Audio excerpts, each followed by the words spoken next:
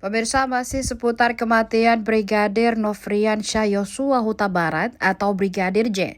Informasi terbaru di Himpun Tribun Timur, ternyata Brigadir J masih bernafas usai 3 kali ditembak Barada Richard Eliezer alias Baradae. Makanya pihak Baradae mengklaim jika bukan Baradae yang sesungguhnya membunuh Yosua. Sebaliknya, tembakan Ferdi Sambo lah yang menewaskan Yosua. Bahkan pihak Baradae punya bukti khusus terkait hal tersebut. Isu tersebut menjadi bahasan Roni Talapesi, pengacara Baradae saat diwawancarai wartawan senior Kompas Budiman Tanurejo dalam program Back to BDM di Kompas TV beberapa waktu lalu. Roni Talapesi menyebut Ferdi Sambo telah melakukan tembakan yang mematikan kepada Brigadir Nofriansyah Yosua Huta Barat. Dia merinci saat ditembak Baradae, Brigadir J hanya jatuh namun belum meninggal dunia. Baradae yang saat itu menembak dalam jarak dekat masih mendengar suara Brigadir J yang kesakitan. Namun saat ditembak Ferdi Sambo yang terakhir kalinya, saat itulah suara Yosua sudah hilang dan suasana menjadi hening. Namun hingga kini Ferdi Sambo dari keterangan yang diberikan penasihat hukumnya membantah turut serta melakukan penembakan terhadap ajudannya itu. Klaim penasihat hukum Ferdi Sambo, Ferdri Diansyah, kliennya hanya memerintahkan Baradae untuk menghajar Brigadir J.